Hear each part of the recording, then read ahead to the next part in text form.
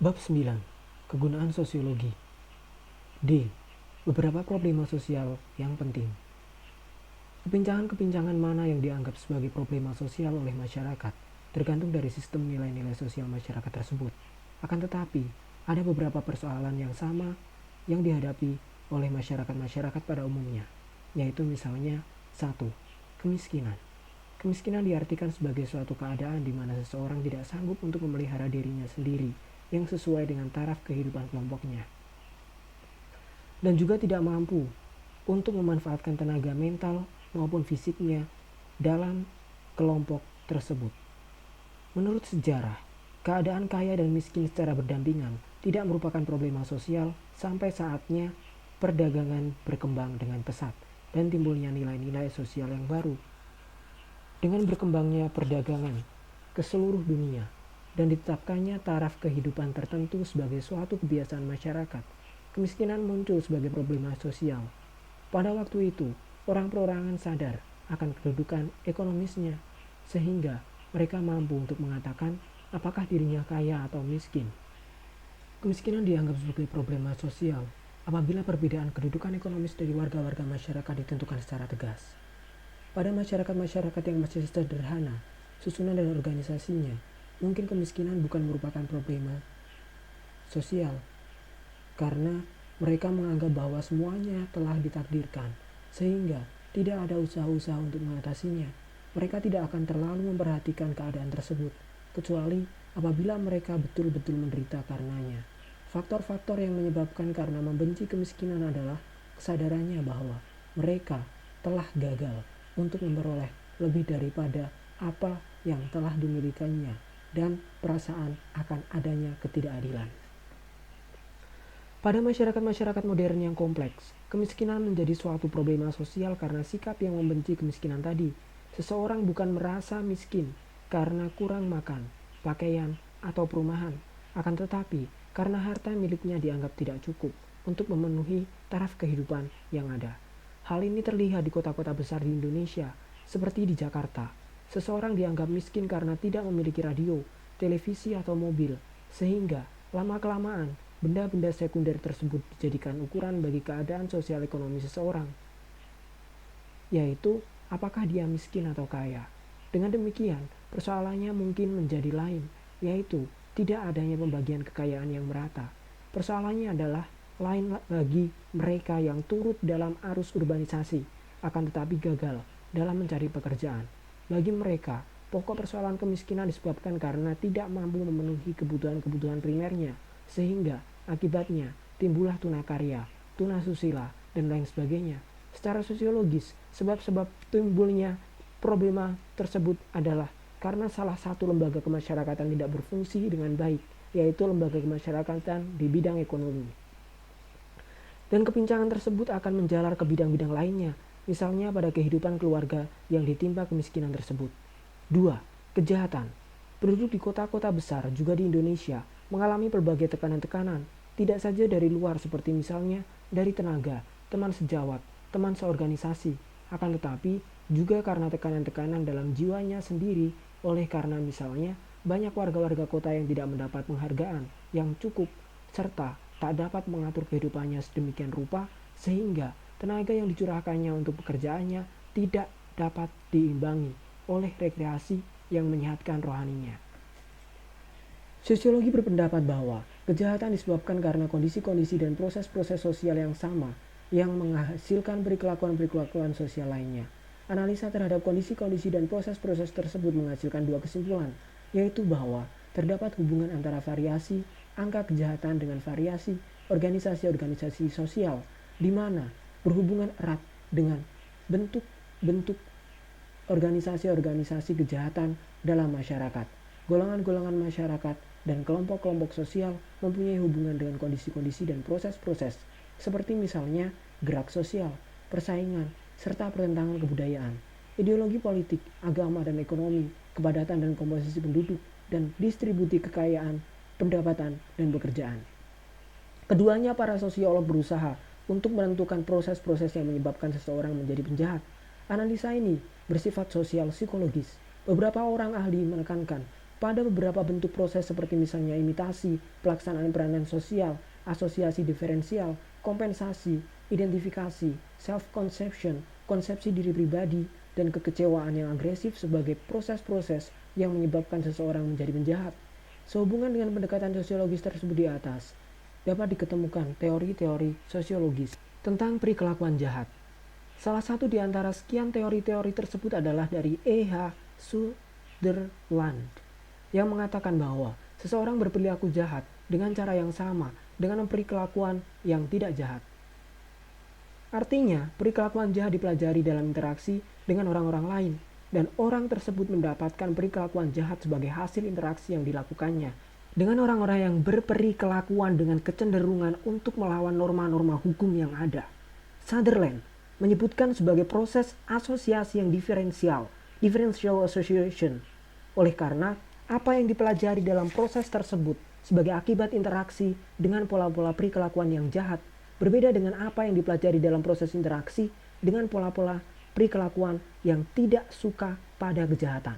Apabila seseorang menjadi jahat, maka hal itu disebabkan oleh karena orang tadi mengadakan kontak dengan pola-pola perilakuan jahat dan juga karena dia mengasingkan diri terhadap pola-pola perilakuan yang tidak menyukai kejahatan tersebut.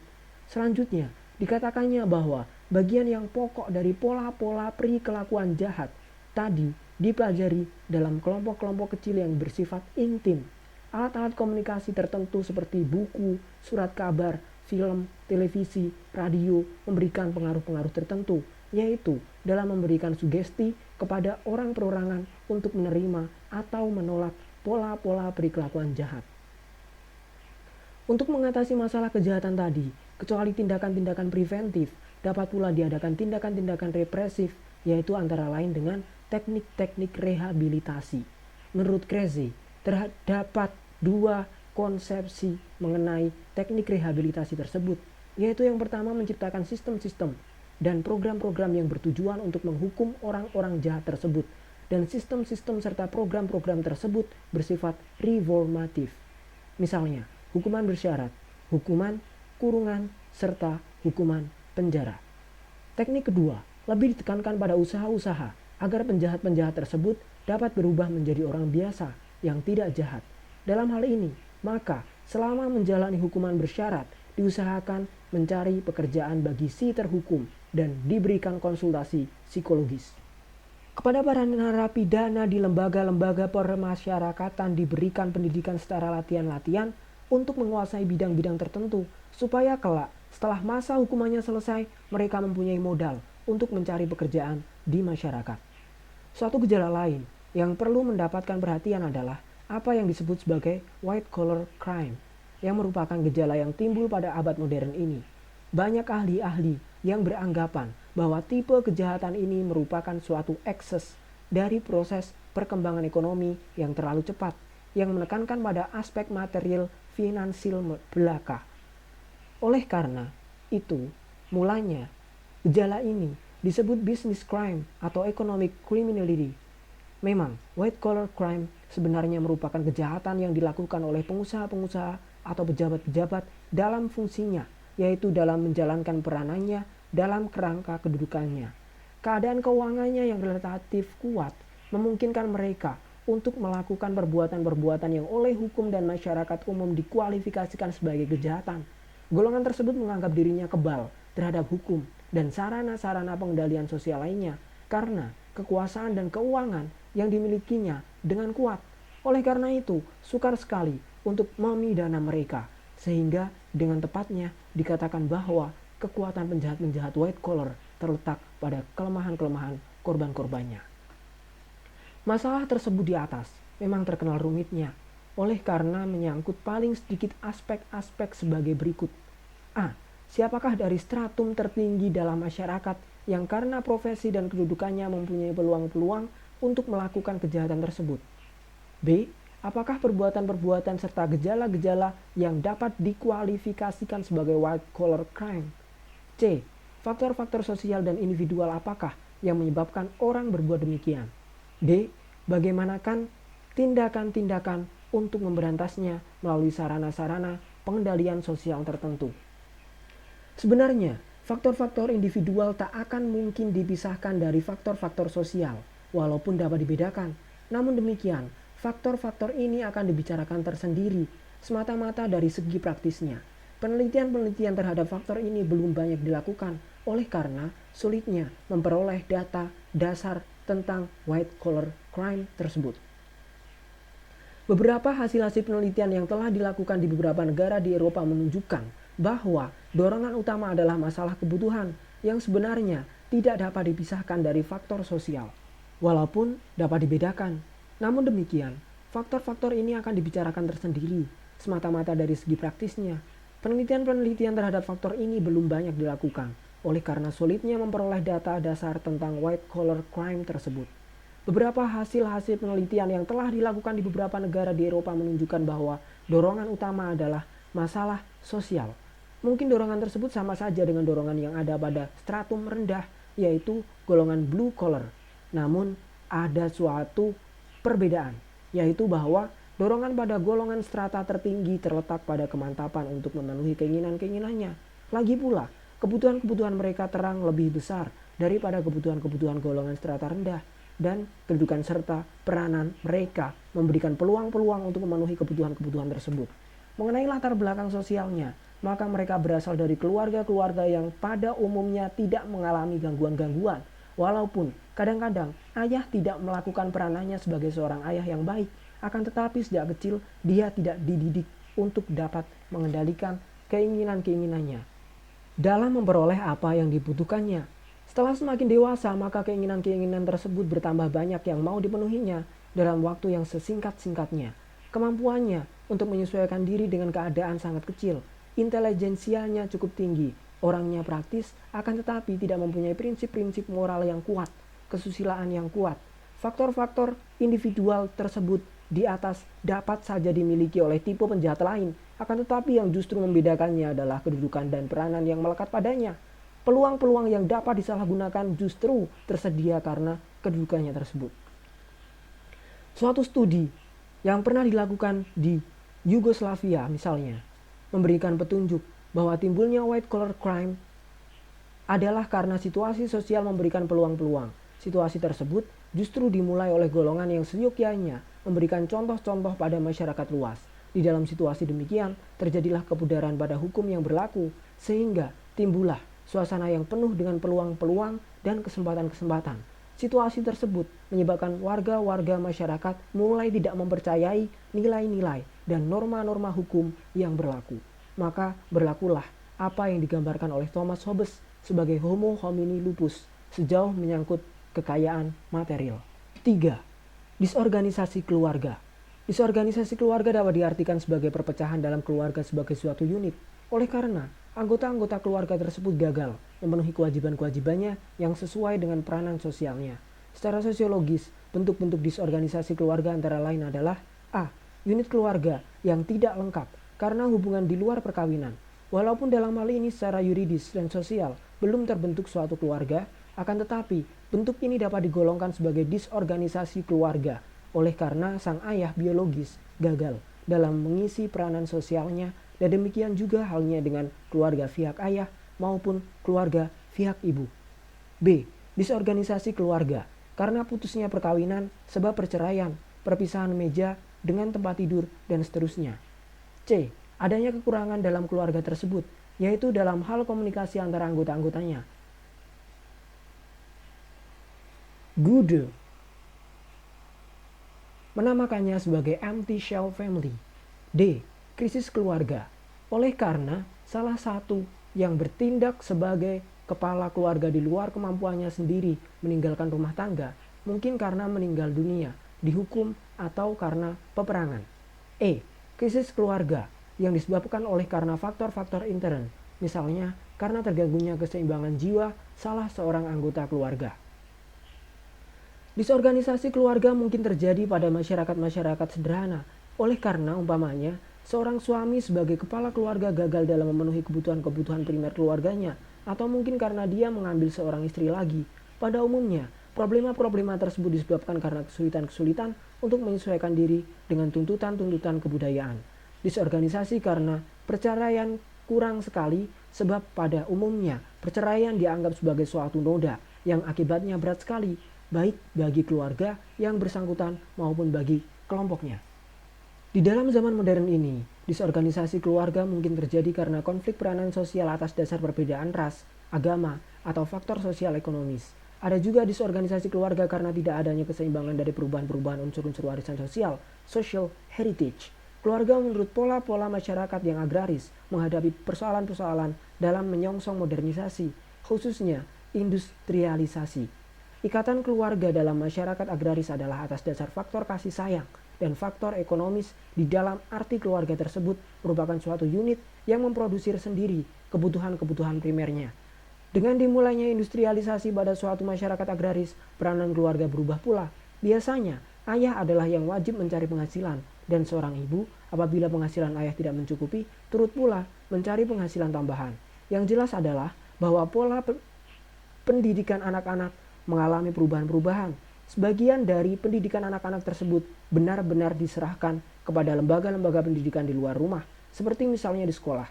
Pada hakikatnya, disorganisasi keluarga pada masyarakat-masyarakat yang sedang dalam keadaan transisi menuju masyarakat yang modern dan kompleks disebabkan keterlambatan untuk menyesuaikan diri dengan situasi sosial ekonomis yang baru. 4. Masalah generasi muda dalam masyarakat modern. Masalah generasi muda pada umumnya disebabkan karena generasi muda tersebut ditandai oleh dua ciri yang berlawanan, yakni keinginan-keinginan untuk melawan, misalnya dalam bentuk radikalisme, delinkuensi, dan sebagainya, dan sikap yang apatis, misalnya penyesuaian yang membabi buta terhadap ukuran moral generasi tua. Sikap melawan tersebut mungkin disertai dengan suatu rasa takut bahwa masyarakat akan hancur karena perbuatan-perbuatan menyimpang, sedangkan sikap apatis biasanya disertai dengan rasa kekecewaan terhadap masyarakat. Generasi muda biasanya menghadapi problema-problema sosial dan biologis. Apabila seseorang mencapai usia remaja, secara fisik dia telah matang, akan tetapi untuk dapat dikatakan dewasa dalam arti sosial, dia masih memerlukan faktor-faktor lainnya. Dia perlu belajar banyak mengenai nilai-nilai dan norma-norma masyarakatnya. Pada masyarakat-masyarakat yang masih sederhana, hal itu tidak menyebabkan persoalan karena si anak memperoleh pendidikan dalam lingkungan kelompok kekerabatannya. Perbedaan kedewasaan sosial dengan kematangan biologis tidak terlalu mencolok. Posisinya dalam masyarakat antara lain ditentukan oleh usianya. Lain halnya dengan pada masyarakat yang sudah kompleks, di mana terdapat pembagian kerja dan pengontakan fungsional dari bidang-bidang kehidupan. Kecuali terhadap pekerjaan-pekerjaan fisik, maka masyarakat tidaklah semata-mata menuntut adanya kemampuan-kemampuan fisik, akan tetapi juga kemampuan di bidang ilmiah, misalnya. Maka kemungkinan timbul tidak keseimbangan antara kedewasaan sosial dan kedewasaan biologis, terutama di dalam proses modernisasi. Dalam situasi demikian, seorang pemuda merasa dirinya telah dewasa secara biologis, akan tetapi secara sosial dia belum dewasa. Memang, di dalam masyarakat-masyarakat sederhana meningkatnya usia berarti meningkatnya kebijaksanaan seseorang. Hal mana merupakan ukuran bagi pengalaman-pengalamannya. Karena itu, kedudukan-kedudukan yang penting diduduki oleh orang-orang yang telah berusia. Dalam masyarakat-masyarakat yang sudah kompleks, kemajuan seseorang ditentukan kemampuannya bukan oleh senioritas. Pada masyarakat-masyarakat yang sedang mengalami masa transisi, generasi muda seolah-olah terjepit antara norma-norma lama dengan norma-norma baru yang kadang-kadang belum terbentuk. Generasi tua seolah-olah tidak menyadari bahwa sekarang ukurannya bukan lagi segi usia, akan tetapi kemampuan. Akan tetapi persoalannya adalah bahwa generasi muda sama sekali tidak diberi kesempatan untuk membuktikan kemampuannya. Setidak-tidaknya demikianlah pendapat mereka. Maka remaja dikatakan sebagai suatu masa yang berbahaya oleh karena pada periode itu seseorang meninggalkan tahap kehidupan anak-anak untuk menuju ke tahap selanjutnya, yaitu tahap kedewasaan. Masa ini dirasakan sebagai suatu krisis. Oleh karena belum adanya pegangan, sedangkan kepribadiannya sedang mengalami pembentukan. Pada waktu itu, dia memerlukan bimbingan terutama dari orang tuanya. Di kota-kota besar di Indonesia, misalnya di Jakarta, acap kali generasi muda ini mengalami kekosongan oleh karena kebutuhan akan bimbingan langsung dari orang tuanya. Tidak ada atau kurang sekali. Hal ini disebabkan oleh karena keluarga mengalami disorganisasi. Pada keluarga-keluarga yang secara ekonomis kurang mampu, keadaan tersebut disebabkan karena orang tua harus mencari penghasilan, sehingga tak ada waktu sama sekali untuk mengasuh anak-anaknya. Pada keluarga-keluarga yang mampu, persoalannya adalah karena orang tua terlalu sibuk dengan urusan-urusan di luar rumah, dalam rangka memperkembangkan prestisnya. Keadaan tersebut ditambah lagi dengan kurangnya tempat-tempat rekreasi atau bila tempat-tempat tersebut ada, biayanya mahal. Perumahan yang tidak memenuhi syarat tidak mempunyai orang tua untuk menyekolahkan anak-anaknya, demonstration effect yang sangat kuat dan seterusnya merupakan masalah-masalah yang terjadi secara sosiologis. Problema-problema tersebut antara lain dapat diurut-urutkan sebagai berikut. A. Persoalan sense of value yang kurang ditanamkan oleh orang tua, terutama yang menjadi warga lapisan yang tinggi dalam masyarakat. Anak-anak dari orang-orang yang menduduki lapisan-lapisan yang tinggi dalam masyarakat biasanya menjadi pusat sorotan dan sumber bagi imitasi untuk anak-anak yang berasal dari lapisan yang lebih rendah. B. Timbulnya organisasi-organisasi pemuda, juga pemudi, yang informal, yang tingkah lakunya tidak disukai oleh masyarakat pada umumnya. C. Timbulnya usaha-usaha generasi muda yang bertujuan untuk mengadakan perubahan-perubahan dalam masyarakat yang disesuaikan dengan youth values. Usaha-usaha tersebut kemudian ditampung di dalam organisasi-organisasi formal, di mana dinamika sosial generasi muda mewujudkan diri dengan sepenuhnya. Ikut sertanya generasi muda dalam berbagai bidang kehidupan masyarakat merupakan bagian dari suatu gejala yang lebih luas lagi dari perasaan tidak puas. Di dalam organisasi-organisasi itulah terwujud cita-cita dan pola kehidupan yang baru, cita-cita tentang kebebasan dan spontanitas, aspirasi-aspirasi terhadap kepribadian, dan lain sebagainya. 5. Peperangan.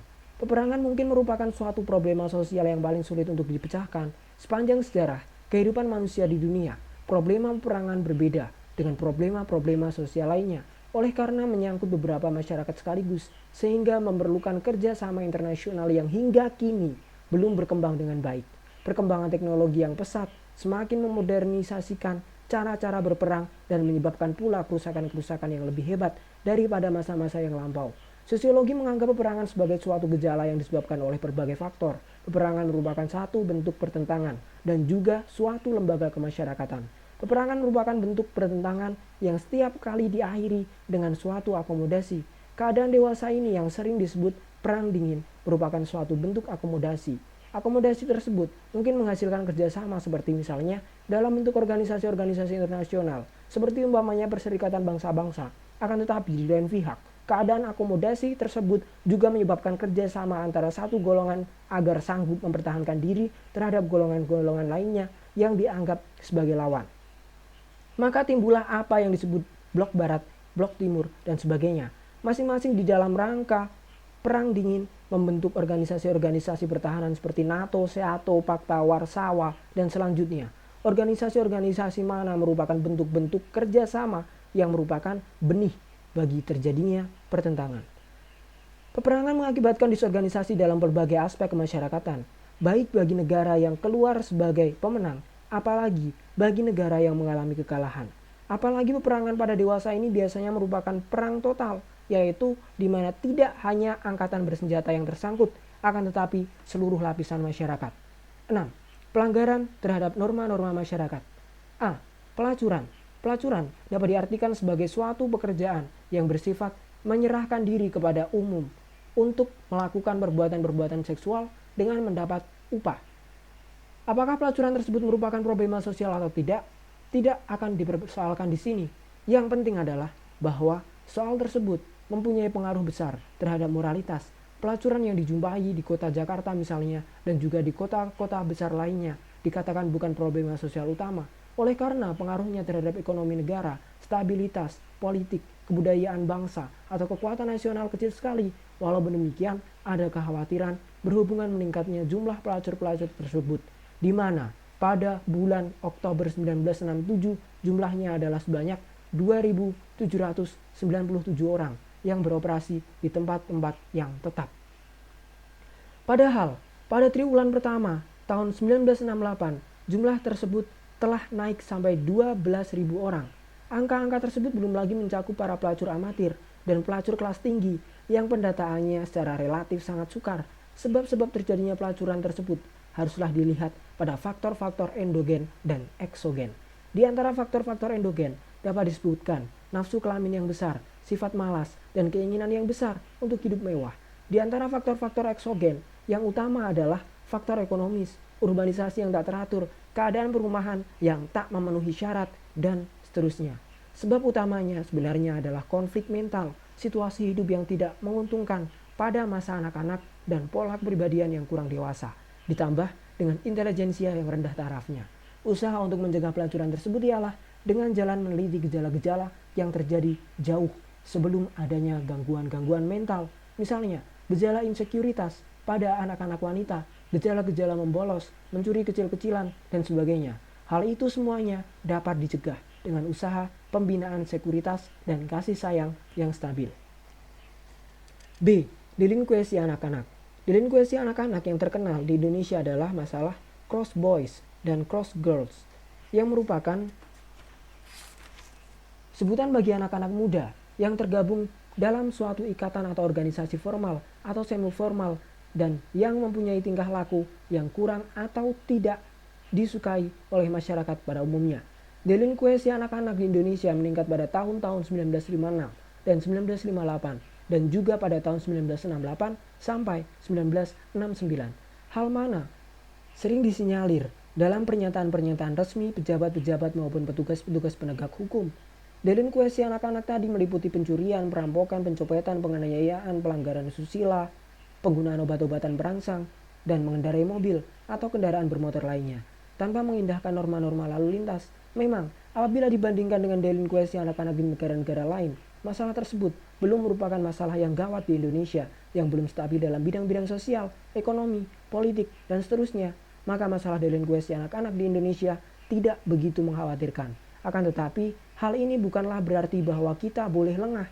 Sorotan terhadap delinkuensi anak-anak di Indonesia terutama tertuju pada perbuatan-perbuatan pelanggaran yang dilakukan oleh anak-anak muda dari kelas-kelas sosial tertentu.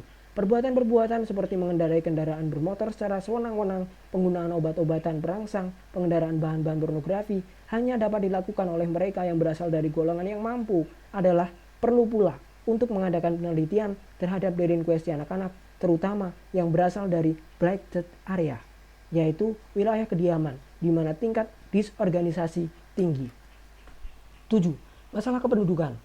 Republik Indonesia yang terdiri dari beberapa ribu pulau-pulau besar dan kecil menurut hasil sensus penduduk pada tahun 1961 mempunyai sebanyak 97.018.829 orang penduduk. Pada akhir tahun 1971, jumlah penduduk Indonesia menurut hasil sensus penduduk adalah sebesar 119 juta dengan tingkat pertambahan penduduk sebesar 2,1% antara tahun 1961 sampai 1971. Menurut sensus 1980, maka penduduk Indonesia berjumlah 147 juta lebih. Tingkat pertambahan penduduk antara tahun 1971 sampai 1980 adalah sebesar 2,34%. Di Pulau Jawa saja penduduknya berjumlah 91 juta lebih pada tahun 1980, yang hampir atau mendekati jumlah penduduk Indonesia sebelum tahun 1961. Penduduk suatu negara pada hakikatnya merupakan suatu sumber yang sangat penting bagi pembangunan, sebab penduduk merupakan subjek serta objek pembangunan. Salah satu tanggung jawab yang utama dari negara adalah meningkatkan kesejahteraan penduduknya, serta mengambil langkah-langkah pencegahan terhadap gangguan kesejahteraan tersebut. Kesejahteraan penduduk tersebut ternyata mengalami gangguan-gangguan oleh perubahan-perubahan demografis yang seringkali tidak dirasakan. Di Indonesia, gangguan-gangguan tersebut menimbulkan masalah-masalah, yaitu antara lain A. Masalah bagaimana menyebarkan penduduk sehingga terdapat kepadatan penduduk yang serasi untuk seluruh Indonesia. B. Bagaimana mengusahakan penurunan angka kelahiran sehingga perkembangan kependudukan dapat diawasi dengan seksama. Masalah-masalah tersebut di atas perlu ditanggulangi oleh karena pembangunan ekonomi dan peningkatan kesejahteraan rakyat harus disertai dengan pengaturan pertumbuhan jumlah penduduk melalui program keluarga berencana.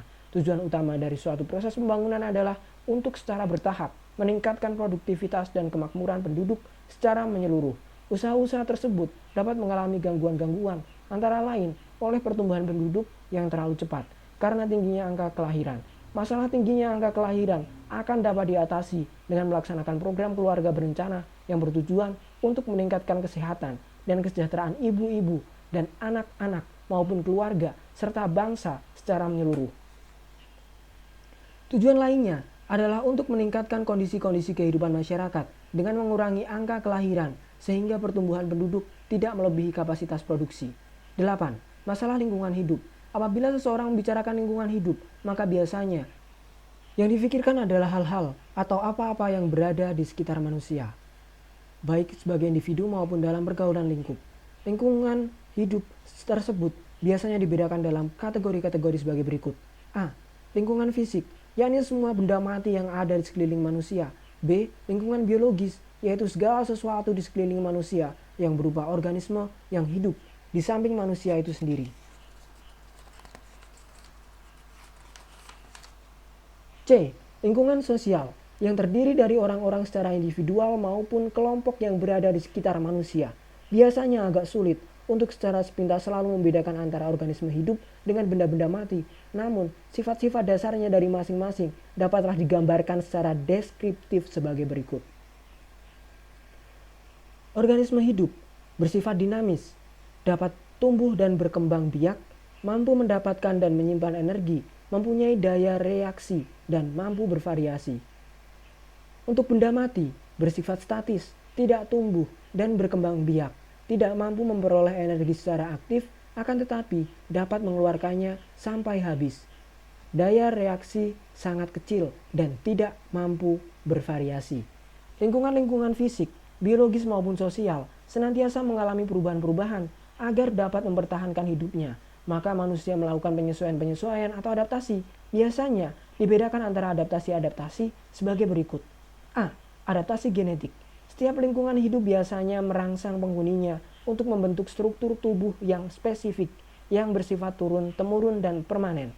B. Adaptasi somatis, yang merupakan penyesuaian secara struktural atau fungsional, yang sifatnya sementara, tidak turun-temurun. Dibandingkan dengan makhluk-makhluk lainnya, maka manusia mempunyai daya adaptasi yang relatif lebih besar dalam hubungannya dengan organisme hidup lainnya dalam lingkungan hidup. Maka hubungan tersebut mungkin terjadi secara sadar atau bahkan tidak disadari. Namun demikian, biasanya dibedakan antara A. Hubungan simbiosis, yakni hubungan timbal balik antara organisme-organisme hidup yang berbeda spesiesnya. Bentuk-bentuk hubungan simbiosis adalah 1. Parasitisme, di mana satu pihak beruntung sedangkan pihak lain dirugikan. 2. Komensalisme, di mana satu pihak mendapat keuntungan sedangkan pihak lain tidak dirugikan. 3. Mutualisme, di mana terjadi hubungan saling menguntungkan. B. Hubungan sosial, yang merupakan hubungan timbal balik antara organisasi-organisasi hidup yang sama spesiesnya. Bentuk-bentuknya adalah antara lain 1. Kompetisi, 2. Kooperasi. Kalau diperhatikan kehidupan dari lingkungan, maka mungkin akan dirasakan atau akan tampak adanya lingkungan yang berbeda-beda di dalam kehidupan manusia. Ada, misalnya lingkungan perkotaan dan pedesaan, lingkungan tempat tinggal pertanian, dan seterusnya. Sudah tentu bahwa lingkungan-lingkungan tersebut tidak terjadi demikian saja, atau secara kebetulan. Lingkungan tersebut terjadi karena adanya hubungan timbal balik antara organisme-organisme hidup tertentu yang membentuk suatu keserasian atau keseimbangan tertentu. Apabila pada suatu saat terjadi gangguan pada keserasian tersebut, maka pada saat lain terjadi proses penyerasian kembali. Keseluruhan lingkungan hidup tertentu tersebut biasanya dinamakan masyarakat organisme hidup atau biotic community. Di dalam masyarakat organisme hidup tersebut lazimnya terdapat piramida kehidupan yang merupakan bentuk yang menggambarkan komposisi dari kehidupan organisme-organisme tertentu. Komposisi tersebut senantiasa harus dalam keadaan seimbang atau serasi yang biasanya dinamakan regulasi jumlah. Suatu biotic community tinggal di suatu wilayah, masyarakat, benda, atau biotic atau abiotic community. Antara keduanya, terjadi proses interaksi yang menuju ke suatu keadaan serasi yang terwujud di dalam kesatuan-kesatuan tertentu yang disebut ekosistem. Setiap ekosistem senantiasa mengarah pada suatu keadaan yang seimbang, sehingga kontinuitasnya terjamin. Apabila keadaan yang seimbang tersebut terganggu, maka ada kecenderungan terjadinya proses keseimbangan kembali. Ekosistem ada yang alamiah dan ada pula yang merupakan hasil buatan manusia. Pada masyarakat-masyarakat sederhana, biasanya dijumpai ekosistem alamiah, sedangkan ekosistem buatan cenderung terdapat pada masyarakat-masyarakat madya dan modern. Dan tentunya pada masyarakat-masyarakat purna industrial atau post-industrial societies, di dalam suatu ekosistem alamiah, natural ecosystem, terdapat heterogenitas yang tinggi dari organisme hidup, sehingga dengan sendirinya akan mampu untuk mempertahankan proses hidup di dalamnya. Suatu ekosistem buatan artificial ecosystem agak kurang heterogenitasnya sehingga harus ada bantuan energi terus supaya menjadi stabil. Suatu ekosistem mungkin mengalami perubahan-perubahan yang disebabkan oleh faktor-faktor fisik alamiah yang mungkin besar pengaruhnya terhadap manusia. Pengaruh-pengaruh tersebut misalnya merupakan A. Pengaruh sinar matahari, B. Pengaruh iklim, C. Pengaruh panas dan dingin. Dalam hal adanya pengaruh sinar matahari, misalnya, maka sinar tersebut merupakan salah satu bentuk energi kehidupan yang dibutuhkan oleh setiap organisme. Sinar matahari tersebut akan mendorong terjadinya pembentukan dari karbohidrat. Karbohidrat tersebut antara lain diambil oleh herbivora untuk dijadikan bahan makanan atau sumber energi binatang atau hewan, yang kemudian diubah menjadi protein, lemak, dan seterusnya. Manusia menyesuaikan diri terhadap lingkungan pengaruh sinar matahari yang berbeda zonasinya. Perbedaan zonasi tersebut antara lain berpengaruh terhadap kesehatan manusia. Misalnya, dengan kemungkinan timbulnya time zone syndrome. Iklim mempunyai pengaruh juga terhadap kesehatan manusia. Beberapa penyakit yang timbul pada manusia mempunyai kaitan langsung maupun secara tidak langsung dengan iklim. Penyakit muntaber, misalnya, sering timbul dalam musim panas. Penyakit influenza lebih sering terjadi pada musim hujan atau peralihan dari musim panas ke musim hujan. Pengaruh sinar matahari yang terik dan menyengat dapat pula mengakibatkan gangguan pada manusia. Keringat bertambah banyak yang keluar, kulit terbakar, pusing-pusing, dan sebagainya merupakan gejala-gejala dari apa yang lazim dinamakan sunburn syndrome. Perencanaan akan terjadi apabila di dalam lingkungan hidup manusia, baik yang bersifat fisik, biologis maupun sosial, terdapat suatu bahan yang merugikan eksistensi manusia. Hal itu disebabkan oleh karena bahan tersebut terdapat dalam konsentrasi yang besar, yang pada umumnya merupakan hasil dari aktivitas manusia sendiri. Masalah pencemaran biasanya dibedakan dalam beberapa klasifikasi, seperti pencemaran udara, pencemaran air, pencemaran tanah, serta pencemaran kebudayaan. Bahan pencemarannya, polutan, adalah pencemar fisik, pencemar biologis, pencemar kimiawi, dan pencemar budaya atau sosial. Pencemaran lingkungan merupakan salah satu akibat daripada subsidi energi yang dimasukkan oleh manusia ke dalam lingkungan buatannya. Untuk memajukan pertanian misalnya, memerlukan pupuk ZA sesuai dengan kebutuhan tanah yang digarap. Bagi pembuatan pupuk tersebut, diperlukan pabrik yang misalnya terdapat di daerah Gresik, Jawa Timur, yang biasanya disebut industri petrokimia. Akan tetapi pabrik tersebut tidak hanya menghasilkan pupuk yang sangat diperlukan oleh manusia demi eksistensinya.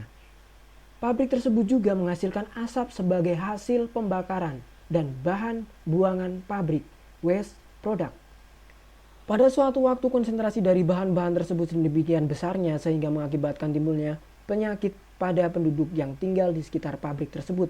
Misalnya, pada tahun 1975 banyak penduduk yang menderita sakit mata yang diduga merupakan akibat dari alergi terhadap salah satu bahan buangan pabrik pupuk tersebut. Semula diduga bahwa bahan pencemar hanyalah terdiri dari bahan-bahan yang relatif baru, seperti misalnya plastik, kaleng, dan lain sebagainya. Akan tetapi ternyata bahwa bahan-bahan lama juga mungkin mencemarkan lingkungan. Di samping itu maka perbuatan-perbuatan atau tingkah laku manusia dapat pula digolongkan dalam bahan pencemar yang mungkin menghancurkan dirinya sendiri.